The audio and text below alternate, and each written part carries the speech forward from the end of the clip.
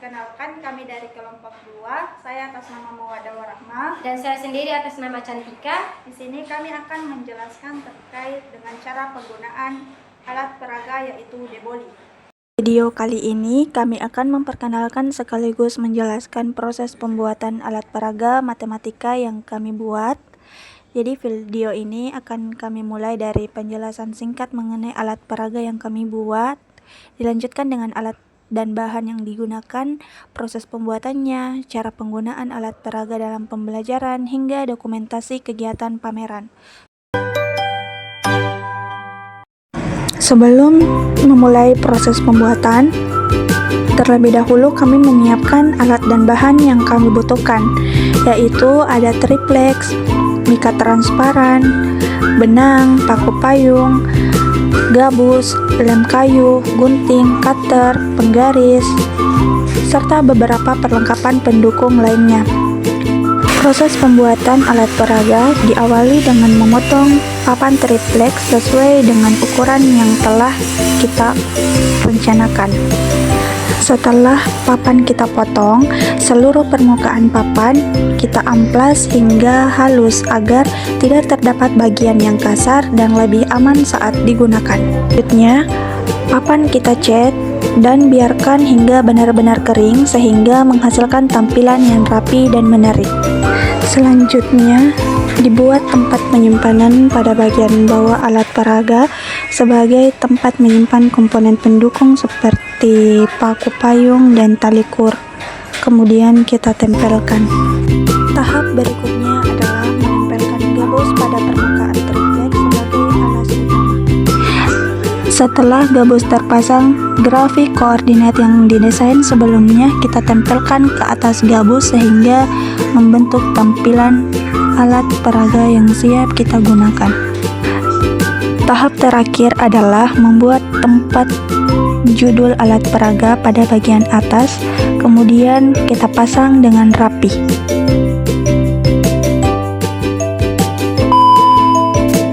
Baik, jadi deboli ini adalah singkatan dari division board linear. Jadi dari namanya sendiri bahwasannya materi ini adalah materi program linear. Program linear adalah metode untuk menentukan nilai optimum dari suatu fungsi tujuan dengan memperhatikan beberapa kendala yang ada. Untuk langkah-langkah penyelesaiannya itu yang pertama itu gambar garis kendala, yang kedua tentukan daerah penyelesaian, yang ketiga tentukan titik pojok, yang keempat hitung nilai fungsi tujuan pada titik pojok, yang kelima tentukan nilai optimum atau maksimum dan minimum.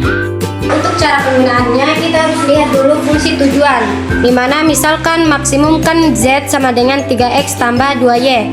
Nah, selanjutnya kita mengambil kartu soal. Nah, untuk soalnya itu fungsi tujuannya itu maksimumkan Z sama dengan 3X tambah 2Y dengan kendala X tambah Y kurang dari sama dengan 8, X tambah 2Y kurang dari sama dengan 10, X lebih besar dari 0, Y lebih besar dari sama dengan 0. Nah, kita harus menentukan yang pertama itu daerah penyelesaiannya, yang kedua titik-titik pojok, dan yang ketiga nilai maksimumnya. Baik, jadi langkah pertama yang kita harus cari adalah daerah penyelesaiannya. Nah, caranya kita mengubah kendala ini dari pertidaksamaan ini kita ubah ke bentuk persamaan. X ditambah Y kita ubah ke bentuk persamaan X ditambah Y sama dengan 8. Jika X nya sama dengan 0, maka Y nya sama dengan 8. Maka terbentuklah titik X, Y itu sama dengan 0,8. Jika kita misalkan Y nya sama dengan 0, maka X nya sama dengan 8. Maka titiknya adalah 8,0. Jadi kendala yang pertama ini kita beri warna yaitu benang merah. Kita ambil di tempat penyimpanan tali ini, kita ambil benang warna merah. Nah, kita tancapkan ke titik yang tadi yaitu 0,8 dan 8,0. Baik, kita cari 0,8 berarti di sini, sedangkan 8,0 berarti di bawah sini. Kita tancapkan menggunakan paku payung.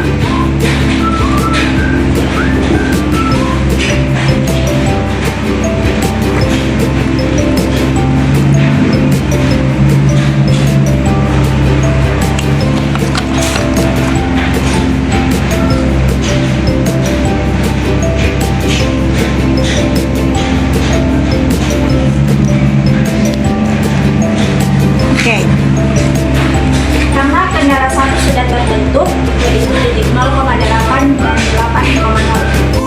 Oke, karena kendala yang pertama sudah kita dapatkan garis persamaannya, selanjutnya kendala yang kedua, yaitu X tambah 2Y kurang dari atau sama dengan 10. Kita ubah ke bentuk persamaan terlebih dahulu, maka menjadi X tambah 2Y sama dengan 10. Nah, kalau misalkan kita misalkan X-nya sama dengan 0, maka Y yang kita dapatkan adalah 5. Kenapa 5? 10 dibagi 2 mendapatkan 5, maka titiknya adalah X, Y sama dengan 0,5. Selanjutnya, jika kita misalkan Y-nya sama dengan 0, maka X-nya adalah 10. X sama dengan 2 dikali 0 mendapatkan 0, maka X-nya tetap 10. Maka didapatlah titiknya. Jadi, kendala yang kedua, kita beri benang berwarna biru. Nah, tadi titiknya adalah 0,5 dan 10,0. 0,5 ada di sini.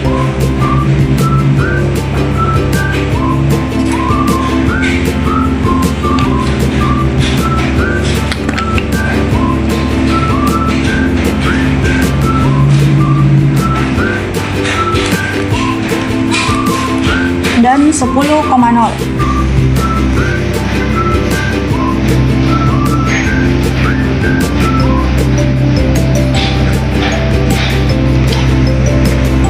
Baik, karena garis kendala sudah kita dapatkan, garis kendala 1 yang berwarna merah dan garis kendala 2 yang berwarna biru. Jadi setelah kita dapatkan garis kendalanya, teman-teman harus perhatikan pertidaksamaannya. Nah, karena pertidaksamaannya di sini adalah kurang dari, maka yang terarsir di kendala 1 adalah yang bagian bawahnya. Sedangkan yang kedua, yang di kendala kedua kurang dari juga, maka yang terarsir juga adalah bagian bawah. Sedangkan X-nya di sini lebih besar, Y-nya juga lebih besar, maka yang terarsir di X-nya itu ke atas dan yang terarsir di Y-nya itu juga ke kanan. Jadi bisa kita simpulkan, untuk menentukan daerah penyelesaian kita lihat dari ketidaksamaannya, apakah kurang dari atau lebih besar. Maka dapat ditentukan daerah penyelesaian dari soal yang ini adalah selanjutnya kita menentukan titik pojok. Yang pertama itu di titik 0,0 di sini. Kita misalkan kenapa di titik 0,0? Karena perpotongan sumbu X dan sumbu Y. Nah, selanjutnya titik yang kedua, di mana di titik 0,5. Kita misalkan B. Nah, kenapa di 0,5? Karena perpotongan garis X tambah 2Y sama dengan 10 dengan sumbu Y. Di titik C, di mana 6,2 di sini. Nah, kenapa di titik di 6,2? Karena perpotongan antara garis kendala 1 dengan garis kendala 2. Titik D, di mana di titik 8,0 di sini. Kenapa di 8,0? Karena perpotongan garis X tambah Y sama dengan 8 dengan sumbu X. Oke, baik, karena titik pojok sudah kita dapatkan mulai dari titik pojok A, B, C, dan D. Selanjutnya kita masuk ke soal yang ketiga, yaitu nilai maksimum Z. Caranya adalah kita mensubstitusikan fungsi tujuan ini Z sama dengan 3X ditambah 2Y ke setiap titik pojok mulai dari titik A hingga titik D.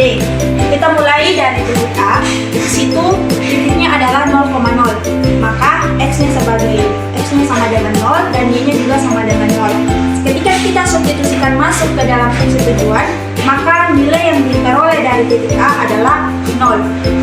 Selanjutnya adalah B, yaitu di 0,5.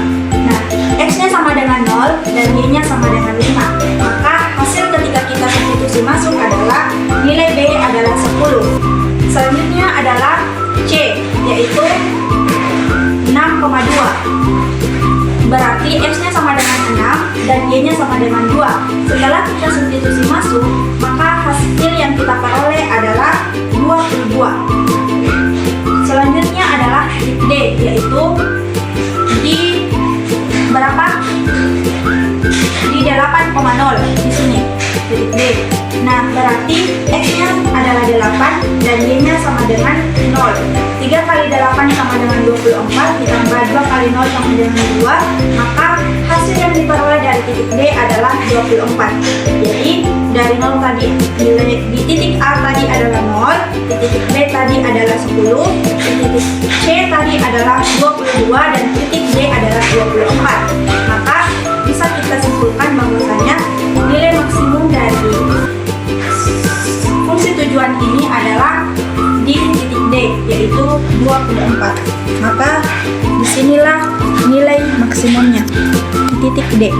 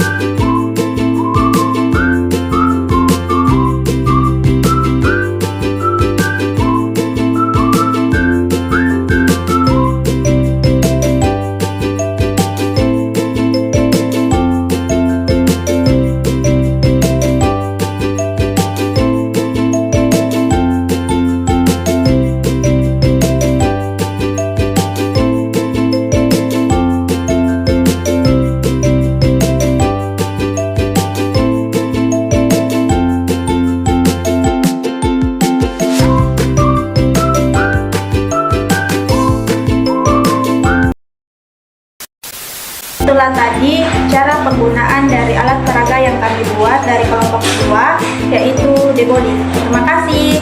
Wassalamualaikum warahmatullahi wabarakatuh.